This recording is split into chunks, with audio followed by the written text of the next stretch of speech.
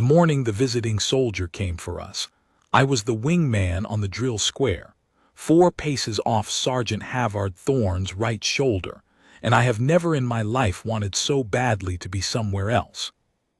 Understand what a changing of the guard is before you judge how still we stood. It is the most public thing a guardsman ever does. On any bright forecourt day the Kingdom of Eldermoor pours its visitors up against the gilded rail of the Palace of Harrogate, 3 and 4 deep, and every one of them is holding a device up to catch us, and every one of them is waiting, though they would not say it in those words, for one of us to sneeze, or stumble, or scratch, or blink at the wrong moment, so they can carry home the small proof that the men in the red wool tunics and the tall black bearskins are only men after all. That is the game. We know it is the game. We stand in it every morning and we do not play.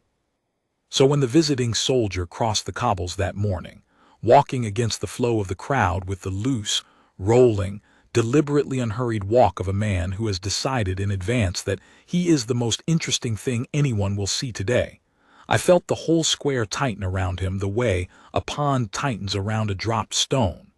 I could not turn my head to look. On the square you do not turn your head. But I could hear him, and I could see the edge of him where the world goes soft at the corner of a still man's eye, and I knew, the way you know a coming storm by the smell of the air before you ever see the cloud, that he had come to break us. He was not one of ours. His coat was field gray, cut for a different service, pinned with the flat campaign ribbons of a soldier who has been somewhere and wants you to know it. He wore his cap at the angle a man wears it when the regulation angle has never once been enforced on him. He had the build of a man who lifts things for sport, and the sunburn of a man who trains in harder weather than ours, and he moved through the roped lane meant for spectators like the rope was a suggestion he was choosing to honor. He stopped in front of Sergeant Thorne. Not beside, not off to the flank where the tourists cluster and point. In front, squared up, boots planted, close enough that a taller man's breath would have stirred the fur of the bearskin. And he looked Thorne up and down slowly, the way you appraise a horse you have already decided not to buy, and he smiled. And he said, loud enough that the front 2 rows of the crowd went instantly, greedily quiet. So this is it. This is the famous guard, the pretty statues. He tilted his head. Tell me, do they even load those rifles, or is it all for the postcards? I want to tell you what Sergeant Thorne did. He did nothing. Not the theatrical nothing of a man performing his stillness, chest out, jaw set, playing the part of the immovable soldier for the cameras. That kind of nothing has a strain in it, a held breath, and a strained man can be broken because he is already half broken by the holding. Thorne's nothing was the other kind.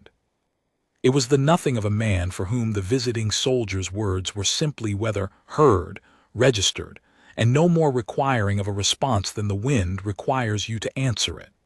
His eyes stayed level on the middle distance above the crowd, on nothing, on the point in the air a guardsman learns to find and hold. His white glove rested on the rifle. His boots did not shift. And into the little silence the man had built for himself, expecting it to be filled with anger or fear or a flustered word, there came instead nothing at all. A wall, a closed door with no handle on his side. I have thought about that first exchange more than any other moment of my service, and I will tell you why. Most men, when they set out to provoke a guard, want the guard to lose. But this man wanted more than that. I understood it slowly over the next hour and completely by the end of the day. He did not merely want to catch one of us blinking for his little film. He wanted to prove a thing he had already decided was true, that discipline like ours is a costume, that the whole apparatus of drill and honor and the standing still is a show men put on for tourists, and that underneath the red wool we are soft, slack, ceremonial, unserious, and that a real soldier, a man from a real service, with real ribbons could walk into our forecourt and expose us with a few sharp words and a hard shove. He had come to be, the man who proved the king's guard was a joke. And Halvard Thorne, standing 4 paces from me with a mind like a still pond and 30 years of the square in his spine, had come, as he came every single morning, simply to stand his post. I did not yet know how those two purposes would meet. I only knew in my stomach that they were going to. Let me set the pieces on the board, because the day turned on them. I was 3 years into the guard and green as spring wheat. My name does not matter to this story. Think of me as the young one, the wing, the man who watched. Thorne was our sergeant of the watch that week, and to us younger men he was less a person than a fixed point, the North Star you steered your own conduct by. He was not warm. He was not cold either. He was exact. He had a way of correcting a fault in your kit or your carriage with 2 words and no cruelty that made you fix it forever, and thank him privately for the rest of your life. He had marched at the late Queen Isolde's funeral quartet, and it was said, had not so much as swayed through the 4 hours of it, though he had loved her service as much as any man alive. He was the standard against which the rest of us measured how far we fell short. And that morning, our post was not only ceremonial, though the visiting soldier could not have known it and would not have believed it if told. Because that same forenoon, inside the palace behind us, King Alaric was receiving a delegation on a matter of some weight, and the Crown Prince, Rowan, was expected out onto the forecourt steps near the hour's end to review the guard mount before the delegation departed, a small, real duty folded inside the large public show. The crowd did not know it. The visiting soldier certainly did not know it, but it meant that the square that morning was not a stage. It was a working post with a prince due to walk across it, and every man on it, however still he looked, was also watching the gates, the roof line, the flow of the crowd, and the loose gray-coated stranger who had planted himself in our sergeant's face and would not move. That is the thing the tourists never see and the visiting soldier never once suspected. The stillness is not the absence of work. The stillness is the work. Behind Thorne's level, unbothered eyes a great deal was happening, and none of it was the flustered scramble the stranger was trying to provoke. "Nothing," the man said. He'd expected the wall and now he tested it. He leaned in, dropped his voice to the tone men use when they mean a thing to sound reasonable and mean it to sting. "Come on, I'm a soldier, same as you. Well, not quite the same as you." A small laugh thrown to the crowd, a few nervous laughs thrown back. "I've stood real posts, cold ones, ones where the man across from you might actually shoot. And I'm telling you, brother, from one soldier to another, this," he gestured at the square, at the fur, at the whole gleaming apparatus of it. "This isn't soldiering, this is theater. You're an actor in a nice coat. And I think everybody watching knows it, and I think you know it, and I think that's why you won't look at me, because you know I'm right." It was, I have to say, a good attack. It was better than the coffee throwers and the shovers and the drunk men who grab at the rifle.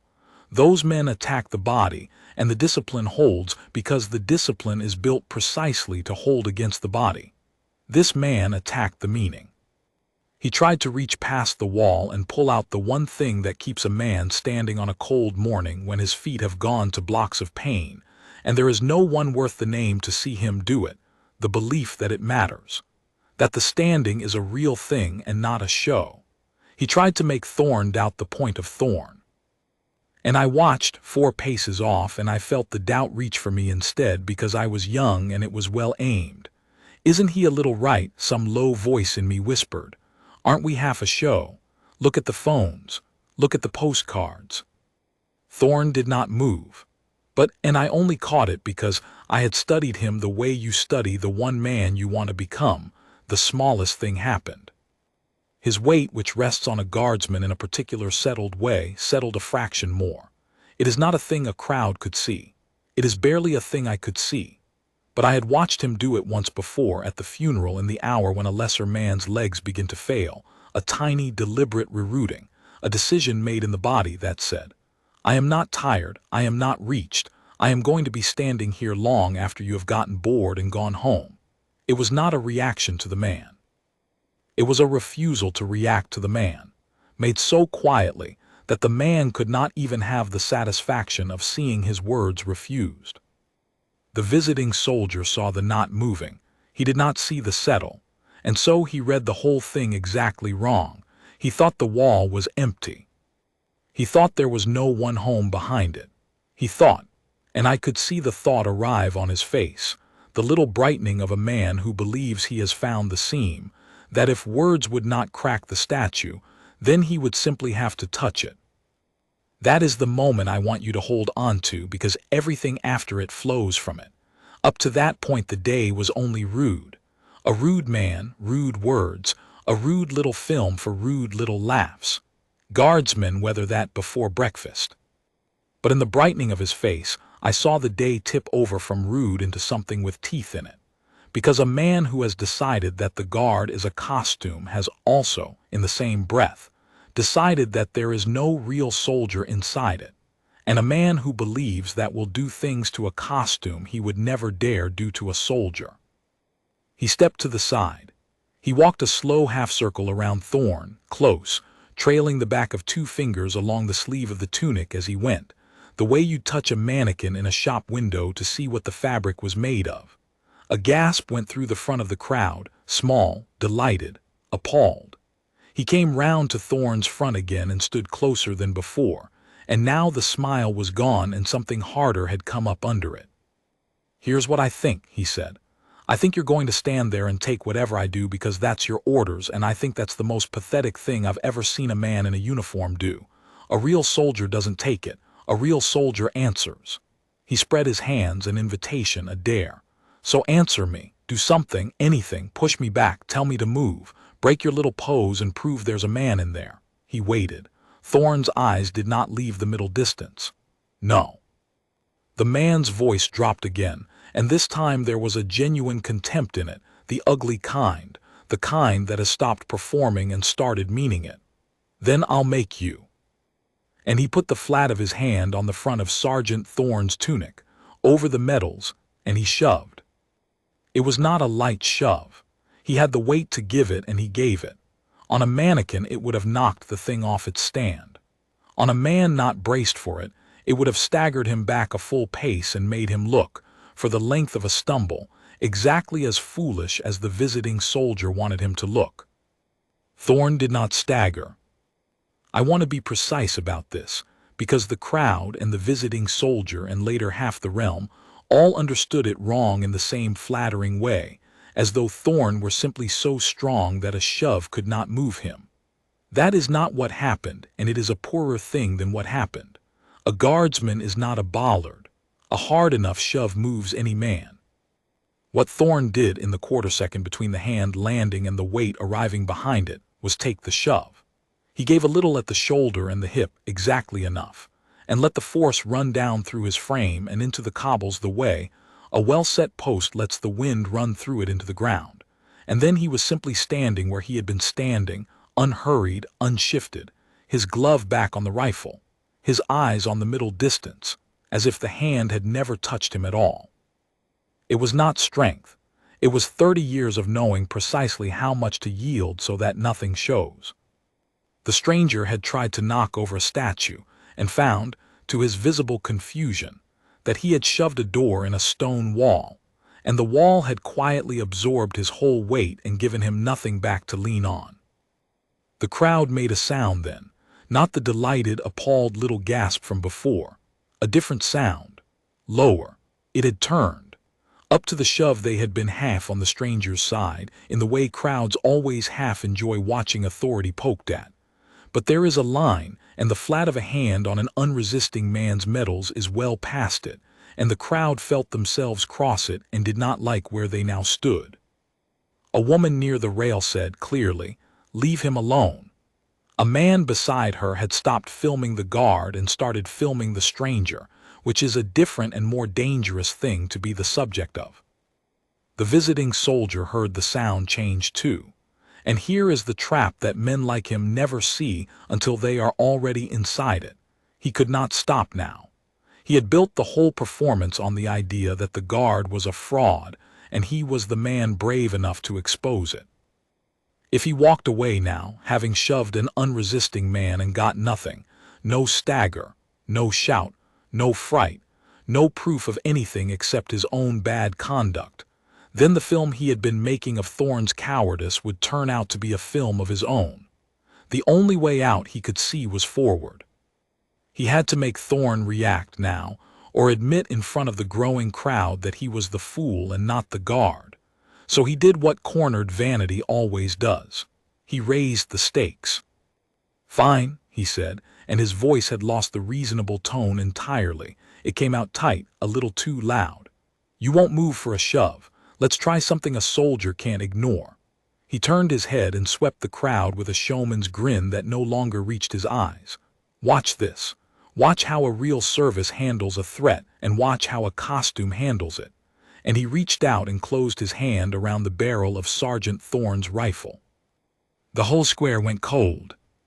I felt it in my own hands before I understood it in my head, the training coming up, the readiness, the specific and total change that goes through a body of guardsmen when a stranger's hand goes onto a weapon. The rifle is not a prop. The stranger had spent an hour insisting it was, and now he had put his hand on it. And in doing so he had crossed out of rudeness and into the one territory where the guard is not permitted to stand still, where the guard is in fact required, by the standing orders that govern every man on that square, to act. He thought he had finally reached the place where the statue must either break its pose or be exposed. He was right that the pose was about to break. He had no idea, none at all, what was going to break it or how fast or how completely it would answer him. Because a hand on the rifle is not a provocation to be endured. It is a threat to be stopped. And the difference between those two things, the difference the visiting soldier had spent his whole hour too pleased with himself to learn, is the whole of what the King's Guard is. I will slow down here, because everything Thorne did next happened faster than I can tell it, and it is worth telling slowly so you can see how much was folded into so little. Understand first what Thorne did not do. He did not shout. He did not shove back. He did not throw a wild swing, or wrestle the man, or do any of the loud, flailing, gratifying things the stranger had been begging for all morning. The things that would have turned the square into a brawl and given the man exactly the story he wanted, the story of the guard finally losing his temper and behaving like every other angry man, the story that would have proved the discipline was only a lid on the same violence that lives in anyone. The stranger wanted a fight. A fight would have been his victory even if he lost it, because a fight would have made Thorne ordinary. Thorne did not give him a fight, he gave him a correction. The rifle came alive, that is the only way I can say it. One instant it was a still weight resting against a still man, and the next it had moved not far, a hand's breadth, a turn, and the barrel had rotated cleanly out of the stranger's grip.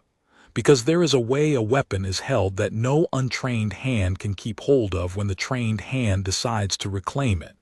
And the stranger's grip, for all the strength in his arm, simply had nothing to close on. And in the same motion, the same single continuous motion, so that the crowd could not afterward agree on whether it had been one movement or three, Thorne's boot came down, hard and flat and deliberate, the drill stamp we make 100 times a morning, but now placed with intent a half-inch from the toe of the stranger's boot, close enough to crack against the cobble like a rifle shot, and send the sound of it slapping off the palace stone. The stranger jumped back. He could not help it, no man could. The stamp is a violence entirely without a target. Thorne had not touched him, had not come within an inch of his foot, had done nothing a magistrate could name, and yet the whole animal in the man leapt backward from it, arms coming up, weight rocking onto his heels, his fine unhurried composure gone in a quarter of a second. And there he stood, a pace and a half back from where he had been, flinched, exposed, having recoiled from a man who had done no more than set his own boot down on his own square. And Thorne was already back at attention, rifle grounded, gloves settled, eyes on the middle distance, as if nothing had happened because, and this was the genius of it, this was the lesson arriving whole and instant and unanswerable from Thorne's point of view, nothing had. He had not attacked the man. He had reclaimed his weapon and grounded his rifle. That was all. That was, on the record, entirely all.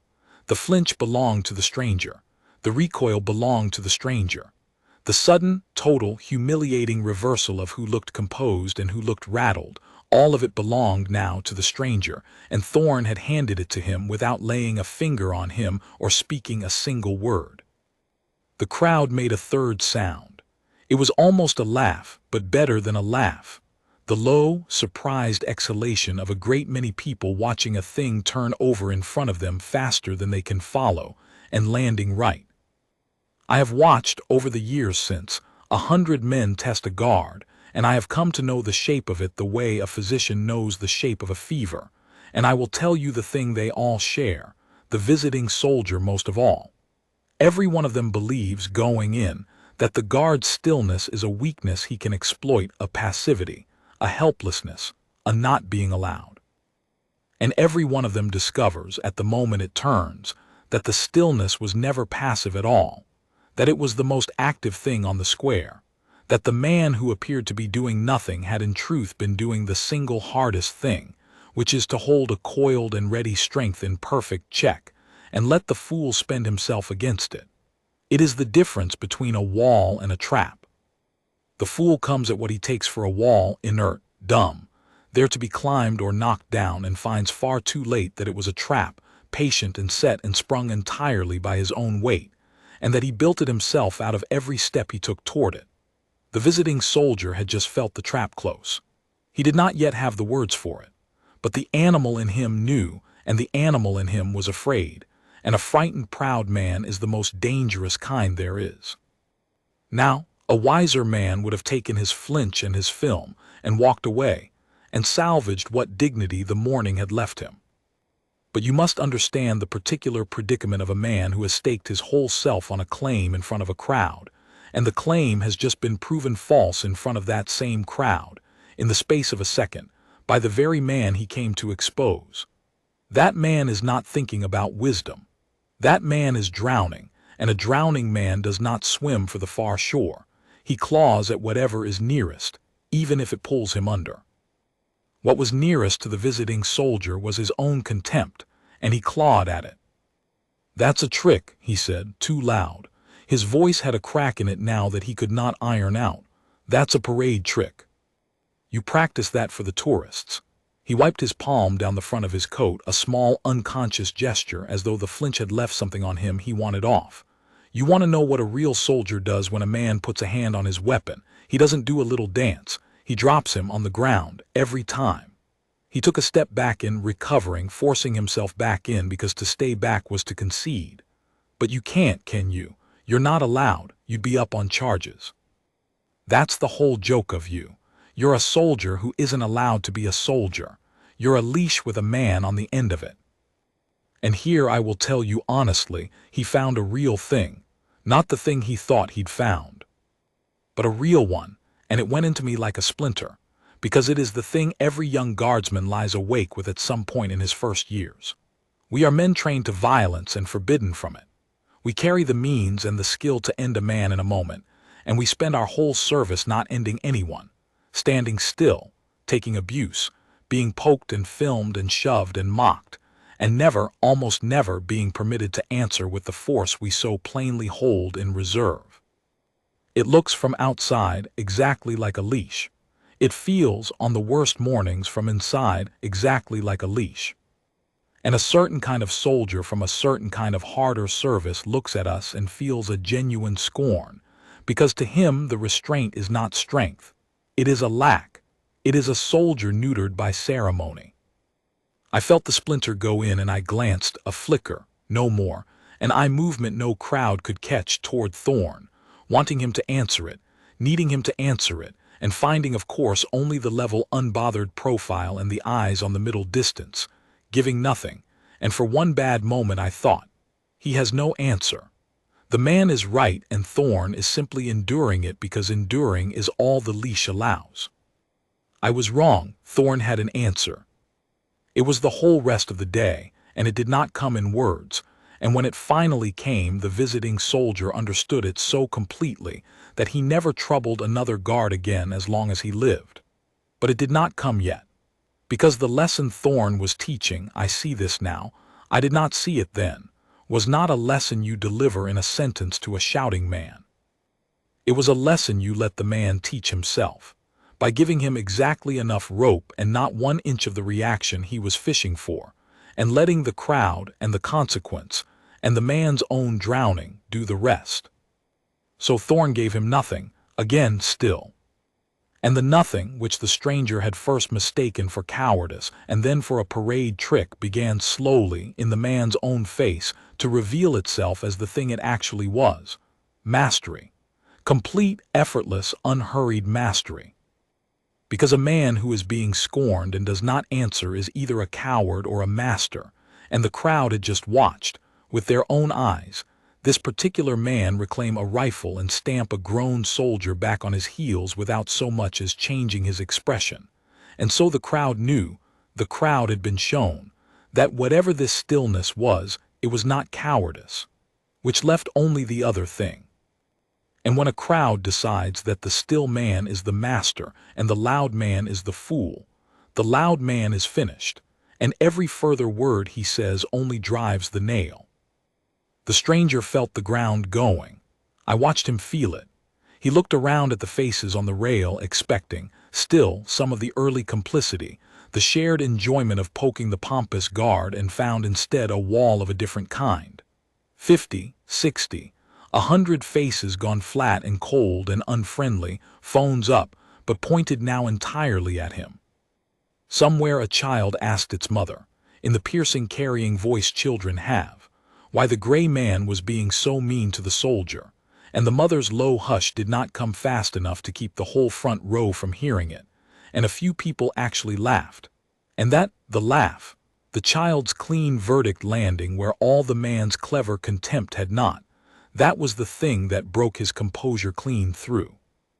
He turned back to Thorne, and there was something genuinely ugly in his face now, the fury of a proud man who feels himself becoming ridiculous and cannot find the exit. "You think you've won something," he said, low, fast, only for Thorne, though half the front row heard it. "You think standing there like a stump is winning. I've buried better men than you'll ever be. Real soldiers in real ground, while you polished your buttons." His jaw worked. "You don't get to look down on me. You, a doorman, a dress-up doorman for a family that hasn't fought its own wars in 300 years. He was breathing hard. "Say something. Say one word to me, or so help me I will give this whole crowd a show they'll never forget, and it'll be your fault because you wouldn't just be a man and answer me." It was a threat. A real one now under the bluster. "I will do something, and it will be bad, and I will blame you for it." And it landed on the square at the exact worst moment it could have landed, because at that instant, unseen by the stranger, unseen by the crowd, the tall doors at the head of the forecourt steps had begun, silently, to open. The delegation was leaving, and the crown prince was coming out to see them off. I want you to hold, for a moment, both of the things that were now true at once, because the whole shape of the rest of the day lives in the gap between them. The first thing that was true was what the crowd saw and what the stranger saw: a proud gray-coated soldier, red in the face, humiliated and getting louder, throwing a last ugly threat at a stone-still guardsman who would not answer him. A private little war of one man's vanity against one man's discipline.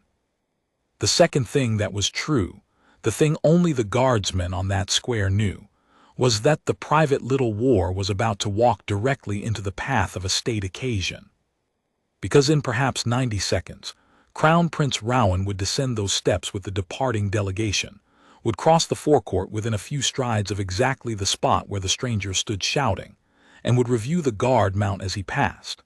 And a man who has just promised to give this whole crowd a show they'll never forget is a man you do not, under any circumstances, want anywhere near the person of the heir to the throne at the moment the heir walks out into the open.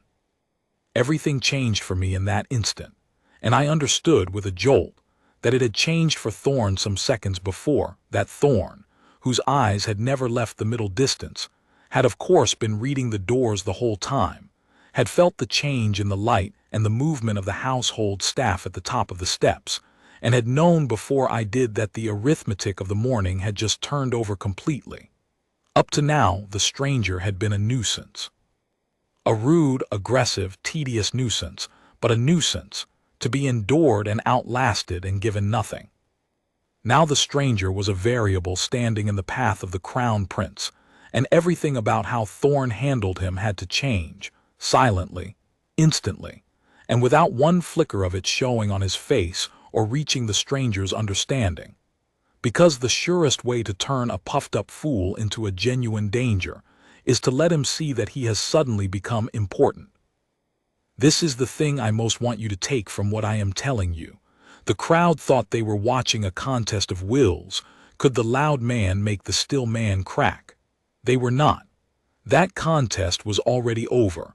Thorne had won it in the first minute by the simple fact of not entering it. What was actually happening on that square in the 90 seconds while the doors swung open behind us was a piece of work as fine and as fast as anything I have seen a soldier do, and almost none of it was visible. Thorne had to do three things at once and appear to be doing nothing. He had to keep giving the stranger no reaction, so the man stayed a preening nuisance and did not escalate.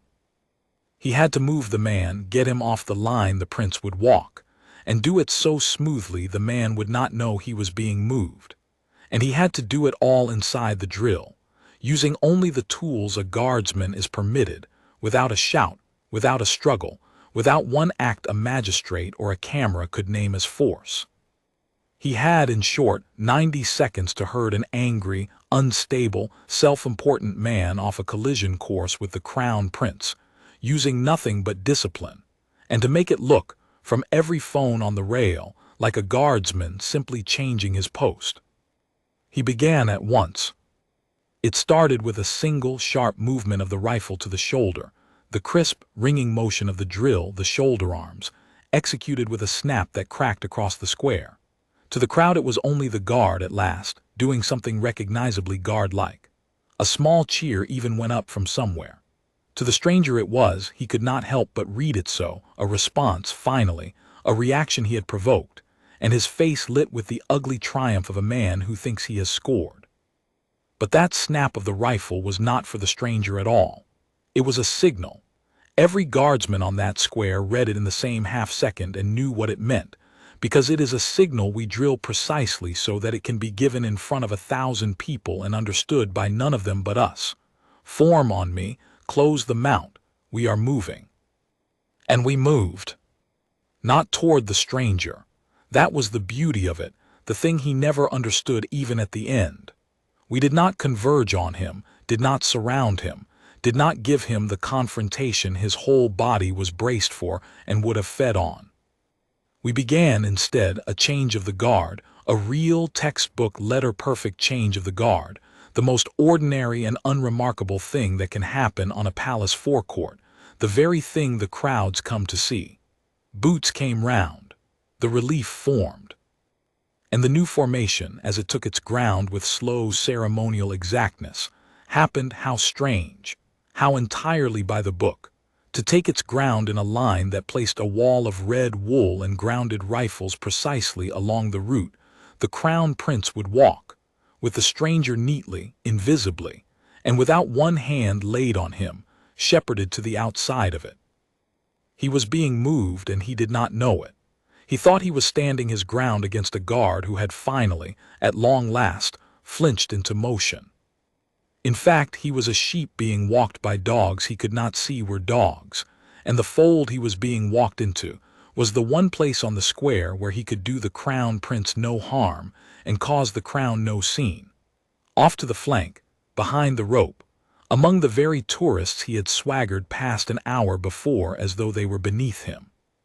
He resisted it, but he resisted it in the only way his understanding allowed, which was to keep talking, keep pressing his face at Thorne, keep demanding the confrontation, and by chasing the confrontation he followed exactly where Thorne wanted him to go, one step, another, always turning to keep the guard in front of him, never once feeling the rope come up at his back until it was there. And then the crown prince was on the steps.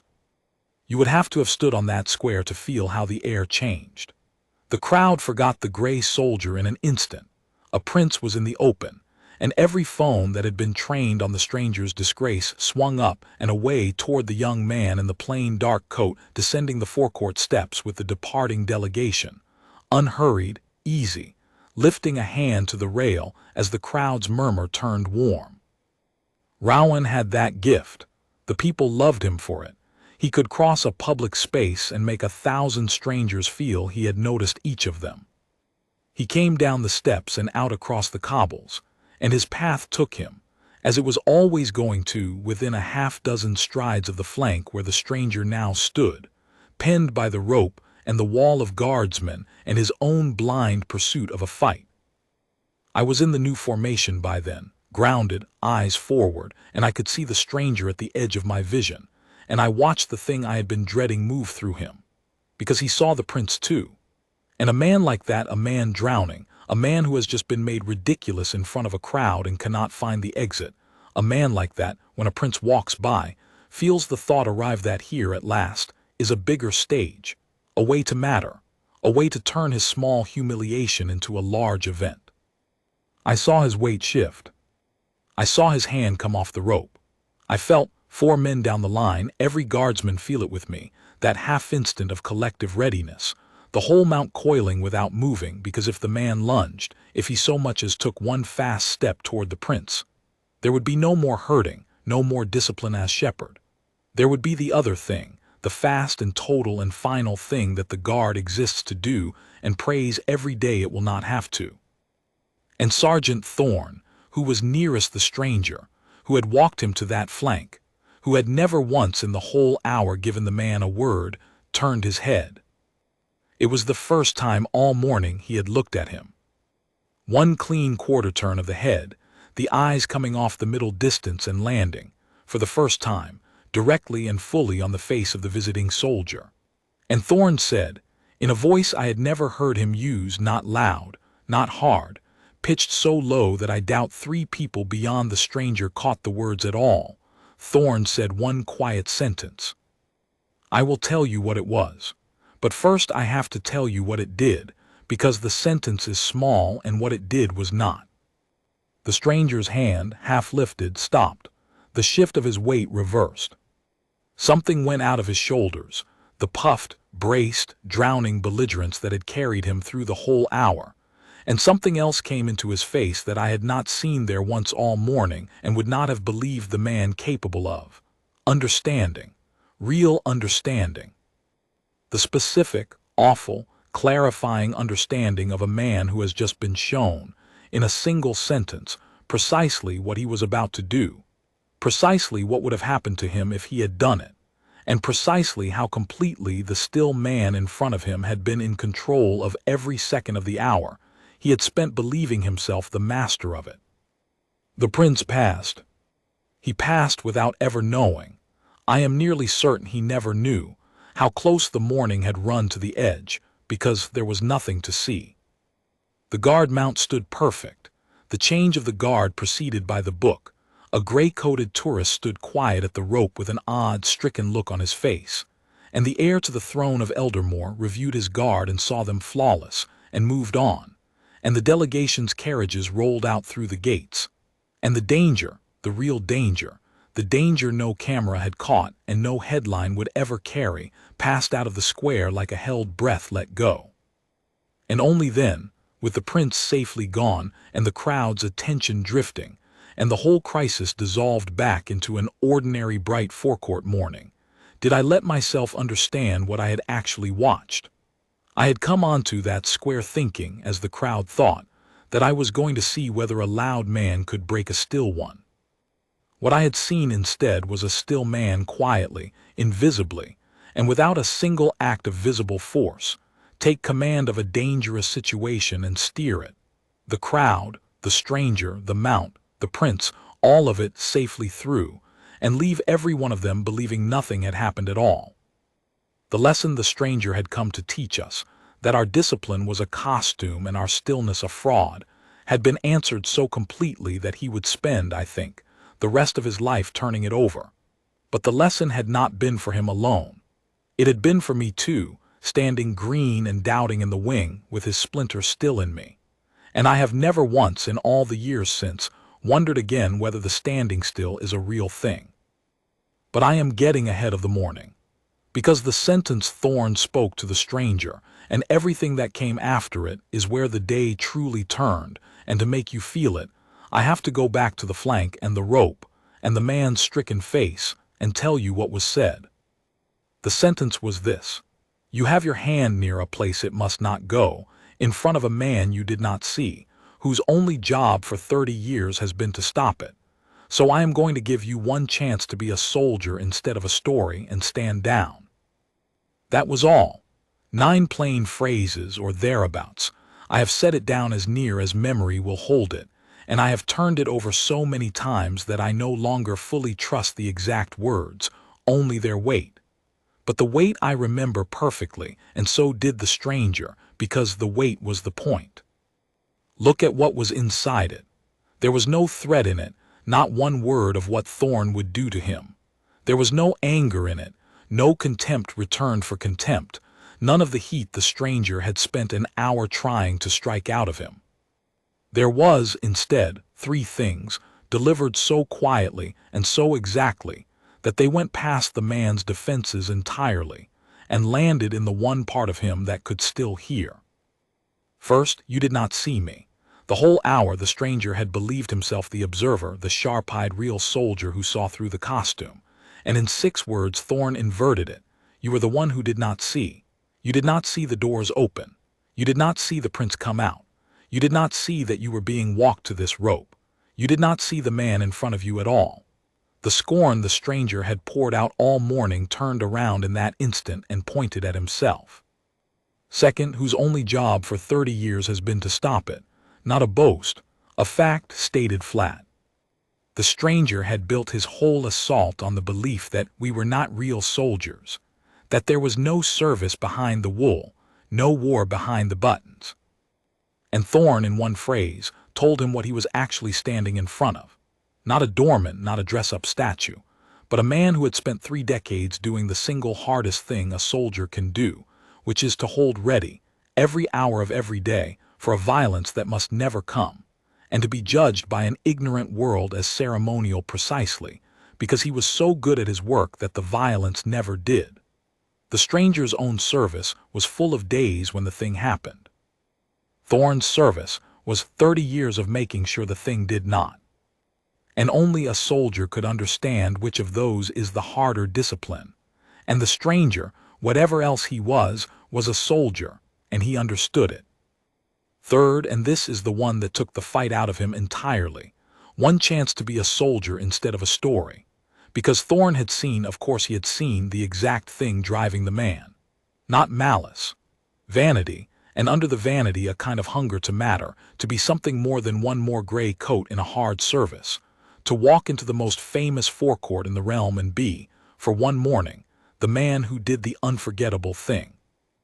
Thorne saw the hunger, and instead of feeding it or fighting it, he named it, and offered the man the one thing his pride could still accept, a way out that was not a defeat. Be a soldier. Not a story. Stand down, not because you lost, but because standing down here now in front of the prince is the soldier's choice, and the story you came to make would make you the fool forever. The stranger stood down.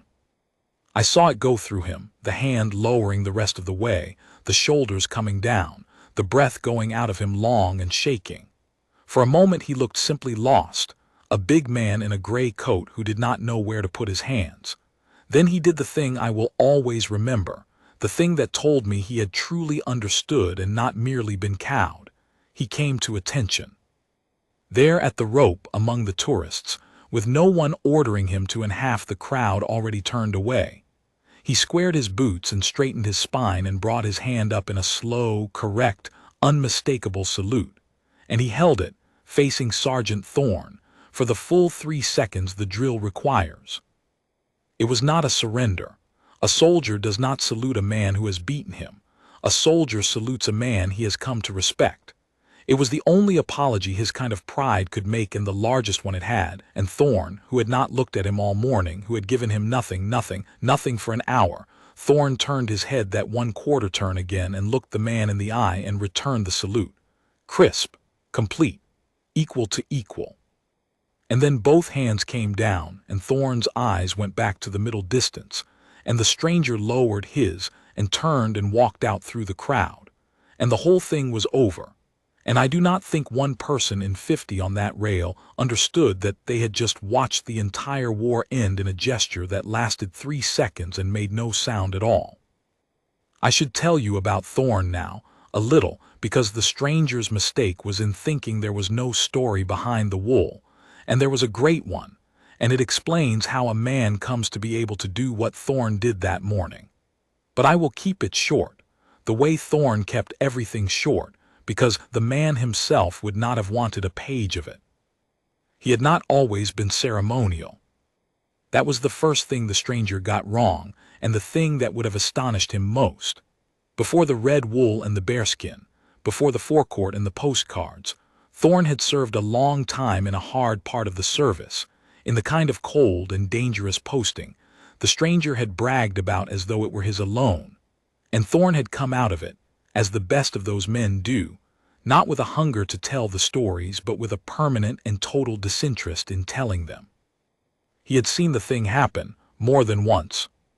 He had done the fast and final work the guard exists to do, in places where it had to be done, and he had learned in doing it the lesson that the stranger had not yet learned and might never, that a soldier who has actually used his violence does not need to advertise it, and that the loudest men about their soldiering are almost always the ones with the least cause to be loud. And when that part of his service was done, Thorne had asked, requested it, wanted it to come to the ceremonial guard. The younger men could not understand it when we first heard. It seemed a step down, a retirement into pageantry. It was not. Thorne told me the reason once, years later, in the guardroom in about 2 sentences, the way he said everything. He said the hard posting had taught him what it costs when the readiness fails, when the man who was supposed to stop the thing was not ready, and the thing got through. And he said that standing the ceremonial guard, being ready, perfectly ready, every single day, for a violence that must never be allowed to reach the people behind him, was not a step down from the hard work. It was the same work, done forward instead of backward, not cleaning up the thing after it happened, but standing so that it never did. The forecourt was full, every morning, of the very people the hard men had bled to protect, families, visitors, children pressing their faces to the gilded rail.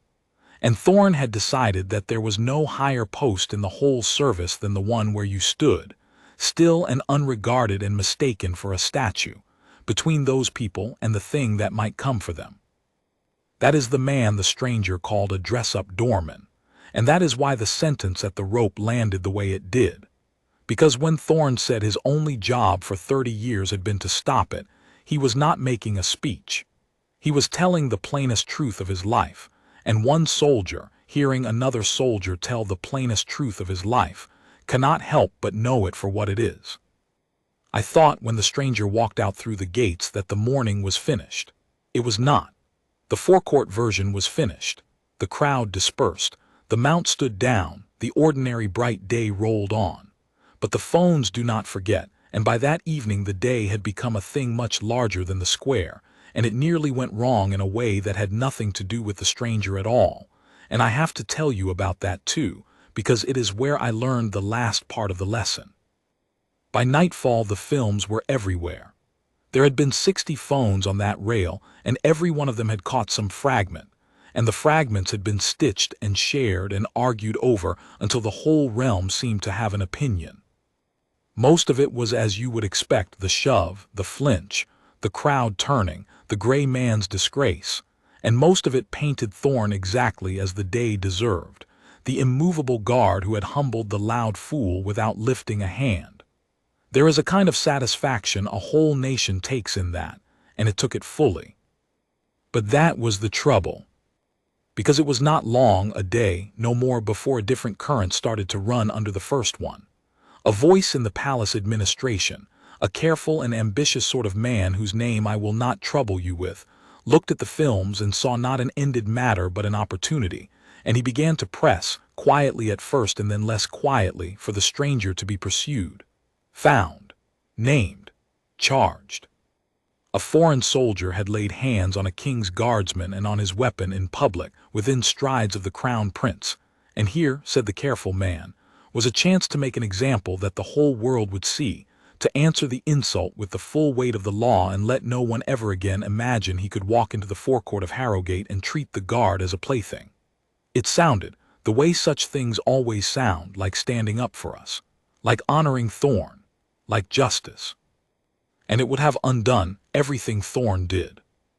I did not see this at first, and I am ashamed to say that some of the younger guardsmen, myself among us, were glad of the talk, glad that the man might be dragged back and made to pay, because we still had, under our discipline, the ordinary human wish to see a bully punished. It was Thorne who stopped it, and the way he stopped it taught me more about the difference between his kind of honor and mine than the whole morning had. He was called before the careful man and one or two others to give his account, and they plainly hoped to lend his weight to the pursuit. I was not in the room. But I know what he said, because he told the guardroom afterward in his short way, and because the careful man told it too, less happily, for years, as the day a sergeant of the guard talked him out of the greatest example he never made. Thorne said the matter was closed. He said the man had laid a hand on his weapon, yes, and that had been a threat, and he had answered the threat and stopped it, on the square in the moment, with exactly the force required and not a grain more, which is the guard's whole duty, and the guard had done it. He said the man had then, when given the chance, stood down and saluted, which is to say the man had recognized the wrong and answered for it in the only currency a soldier has, and that this, in Thorne's judgment, was a fuller and truer justice than any court could hand down, because a court could take the man's liberty, but only the man himself could give his respect, and he had given it freely, unforced, in front of the very crowd he had come to play to. To drag him back now, Thorne said, to make the example the careful man wanted, would be to throw away the one real victory of the morning, the man's own understanding, in exchange for a spectacle. It would turn the guard, in that moment, into exactly the thing the stranger had accused us of being, a costume for the powerful to make a show with. And Thorne said, in the sentence that ended the discussion, that he had not stood 30 years between the crowd and the thing that might come for them in order to become, at the end, a prop in another man's parade. The pursuit was dropped. The stranger was never named, never charged, never troubled. He walked out of the realm as anonymously as he had walked into the forecourt, carrying the only sentence that had ever been going to change him, which was the one Thorne had passed at the rope. And I understood slowly, over the days that followed, the shape of the whole thing at last. The lesson had been instant, as they said. And it had been unforgettable, as they said. But it had not been the lesson the crowd thought they saw, the loud fool humbled by the still man's discipline, satisfying as that was. That was only the outside of it. The real lesson, the one that was instant and unforgettable, was the one Thorne had taught the stranger, and me, and the careful man in the palace, and anyone who was paying attention. That true discipline is not the absence of power but the mastery of it, that the greatest strength a soldier can carry is the strength he holds in reserve and chooses, again and again, not to spend, and that the man who has such strength has no need to prove it, to advertise it, to make a story of it, or to take his revenge with it, because he has already, by holding it, won the only victory that lasts. There is one more scene, and then I will let the morning rest. It happened perhaps a week later. We were in the guardroom in the low hour of an evening watch, boots off, kit laid out, the ordinary tired quiet of men between duties, when word came down the corridor that turned every one of us to stone in a way no drill ever had. The crown prince was coming through. Not passing, coming to us, to the guardroom. You must understand that this does not happen. The royal household and the guardroom occupy the same walls in different worlds. A prince has 100 formal ways to acknowledge his guard, and none of them is walking, unannounced, into the room where his soldiers sit in their shirt sleeves.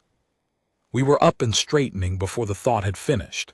And then Rowan was in the doorway in the same plain dark coat, alone, waving down our scramble to attention with an easy hand, telling us, and he had that gift still, close up, to make the words land as if he meant them only for you to sit, please sit.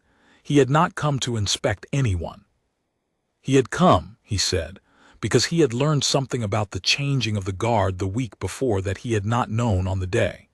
He had walked across that forecourt, he said, and reviewed his mount, and seen nothing but a perfect line of soldiers and a quiet gray-coated man at the rope, and he had gone on his way that morning without the faintest idea that anything at all had happened.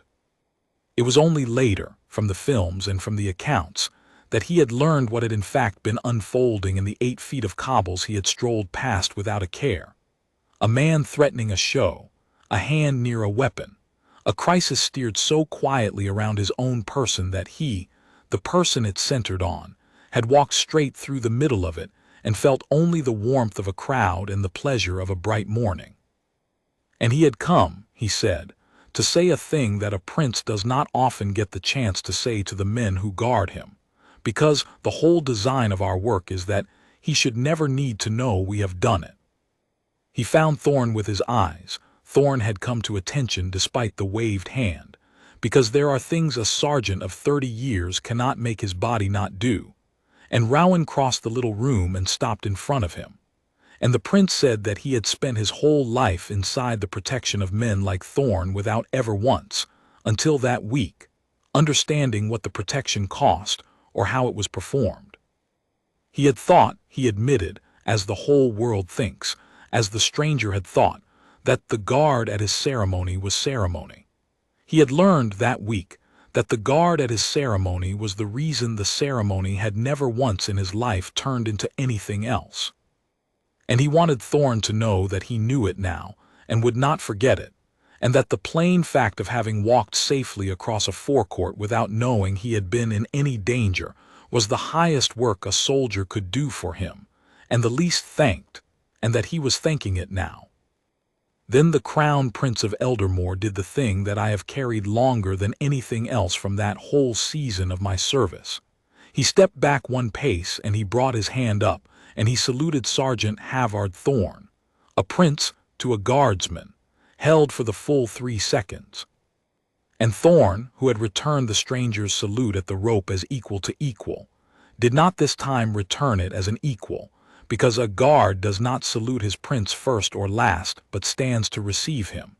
He simply came to his fullest attention and let the honor land on him and be true. And when Rowan's hand came down, he said only, "Carry on, Sergeant," in the old plain words, and turned and was gone down the corridor, and the guardroom stood a long moment in silence before anyone could find his voice again. I have thought since that the 2 salutes, the strangers at the rope and the princes in the guardroom, were the same salute, in a way, and that Thorne had earned them both by the same means and on the same morning, and that if the stranger could have seen the second one he would have understood the first one even better than he already did. Because both salutes said the thing the whole morning had been about, the thing the loud man came to deny and left having learned.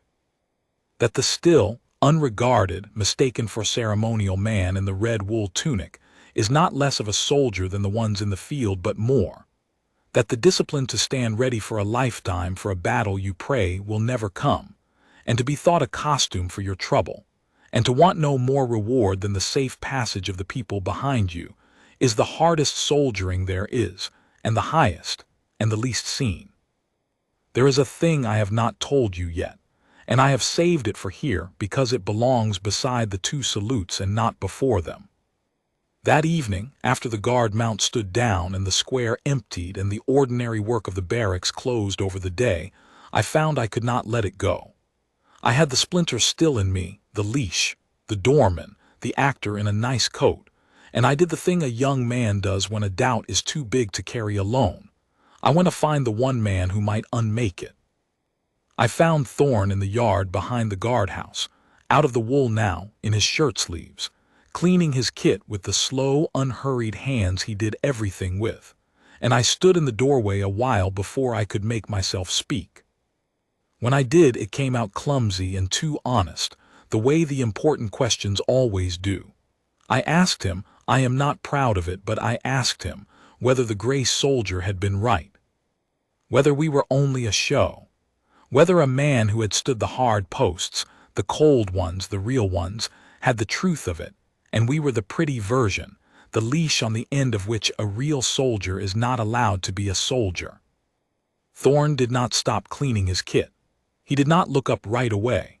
For a long moment I thought he would give me the same nothing he had given the stranger all morning, and I would have deserved it, and I braced for it. But he was not the stranger, and I was one of his, and after a while he set the cloth down and looked at me, and he said the only real speech I ever heard him make, which was not long but which I have never forgotten a word of. He said that the gray soldier was not wrong, that we were forbidden the fight. He was only wrong about what that meant. A dog on a leash, Thorne said, strains at the leash and hates it, and would be off doing its worst the instant the leash broke. And if that is what a man is, then yes, the leash is the only thing making him decent, and he is a poor decent thing. But a guardsman, Thorne said, is not a dog on a leash. A guardsman is a man who has taken the leash off his own neck and put it in his own hand, and holds it there himself, every hour of his own free will, because he has understood a thing the straining dog never will. That the strength you refuse to use is stronger than the strength you spend, and that a man who could strike and does not, and chooses not, every single day, in front of every fool who dares him to, is not the weakest man on the square but the strongest, because he has mastered the one thing hardest in all the world to master, which is himself. Then he picked up the cloth again. And he said one thing more, quieter, almost to the kit and not to me, that the gray soldier out there today was a man who had never once, in his whole loud life, held his own leash, a man whose strength owned him instead of the other way round, and that this, and not his ribbons or his hard posts, was the whole of why he had ended the morning saluting a doorman and could not for the life of him understand why. And Thorne said that if I wanted to know whether we were only a show, I had only to ask myself which of the two men on that square this morning had been the master of himself, and which had been the servant of his own worst part, and that the answer to that was the answer to everything, and that I already knew it. I went out of that yard a different soldier than I had come into it, and the splinter was gone, and it never came back. As for me, the green-winged man, the young one who had carried the splinter for a single evening and set it down forever in a shirt-sleeve yard behind the guardhouse, I will tell you what became of the rest of it, because that is the only part of this story that is mine to give. It did not leave all at once. Doubt like that does not. It is a splinter, and a splinter works its own way out over time or works its way deeper, and for a while I did not know which mine was doing. I went back to the square the next morning, and the morning after, and stood the same still hours in the same red wool, and the same crowds pressed the same phones against the same gilded rail, and some part of me kept waiting to feel again what the stranger had made me feel. The low whisper that it was all a show, that I was an actor in a nice coat, that the standing still meant nothing. But the whisper had lost its voice, because now, when I stood the hours, I did not see the phones and the postcards. I saw what Thorne had taught me to see without ever once saying it aloud. I saw the families at the rail, the tired mother lifting the small one on her shoulders for a better look, the old man who came every day and stood at the same spot, the children with their faces bright and open and utterly unafraid. And I understood at last, in my body and not only in my head, that they were unafraid because we were there, and that their being able to stand at that rail and feel nothing but delight was not the trivial thing the stranger thought it, but the entire and whole point of everything we did. The stillness was not the absence of the work. The stillness was the work delivered. Every hour that nothing happened was an hour we had made nothing happen. And the thanks for it was that no one knew, that the mother and the old man and the bright unafraid children would go home, never having felt for 1 second the thing we stood between them, and that this, precisely this, was the shape of a victory won so completely it left no trace. I came to love the hours after that. Not the pageantry. Thorne was right. That was only the outside, but the thing underneath it, the long, patient readiness held for people who would never need to know it was held. I understood why a man who had seen the hard part of the service would ask, of his own free will, to come and stand these unregarded hours. I understood that it was not a step down but the truest step of all.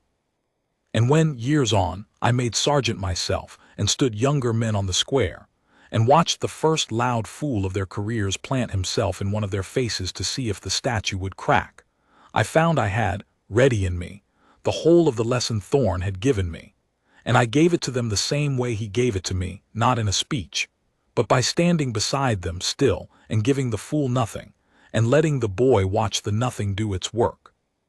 The stranger, I heard once long after, had gone home and told the story on himself. That is the last thing I know of him and the best. A man came into a distant guardroom in that far gray service, and told the young soldiers there about the morning he went to the most famous forecourt in the realm to prove the king's guard were toy soldiers, and got taught, in one instant and one quiet sentence, the difference between a soldier who spends his strength and a soldier who masters it, and told them, so the story ran, that he had saluted the man and meant it, and that it was the truest salute he had ever given, and that he hoped to be, by the end of his own service, 1/10 the soldier the still man in the red coat had been. If the story is true, and I choose to believe it is, then the lesson reached further than that square, further than that realm, into a guardroom on the far side of the world, and is being told still by men who never saw it, which is exactly the kind of quiet, unadvertised, self-multiplying victory that Sergeant Halvard Thorne, had he ever heard of it, would have received the way he received everything, with a level look at the middle distance and no comment at all. They put a small plaque up in the end in the guardroom, not for that morning, which never went into any record, but for Thorne himself when he was gone, a plain brass line with his name and his years, and under it, at his own request left in his effects, not a motto about glory or courage or the honor of the crown, but the 6 plainest words he ever said to me in that shirt-sleeve yard, which the younger men who never knew him read now without knowing where they came from. Hold your own leash. Stand fast. I have watched 100 of them stop and read it and not understand it, the way I did not understand it, until their own first loud fool comes across the cobbles and teaches them, and then they understand it entirely, and it is the making of them, as it was the making of me. He is gone now, Thorne. He stood his hours to the end of them, and then he stood down for good, in his own time, quietly, the way he did everything, and the square goes on without him as squares do. But I stand it still, in my own last years of the service, and when a bright morning brings the crowd up thick against the rail and the phones come out and some new loud fool starts across the cobbles with that rolling, deliberate walk, I feel not the old doubt but the old steadiness, and I hold the middle distance, and I let the weight settle a fraction more in the way he taught me, and I think, come then, test the stillness. It is not a costume, and it is not empty, and there is a man inside it, and the man is ready, and the readiness is the whole of the honor, and you will learn instantly, and I hope unforgettably, the thing the gray soldier learned, which is that the strongest man on this square is the one who has already decided, before you ever opened your mouth, that he will not need to prove it to you. That is the lesson. It was instant. It was unforgettable. And I have spent the rest of my life trying to be worthy of the morning I learned it, 4 paces off the right shoulder of the finest soldier I ever knew, on a bright forecourt, standing still.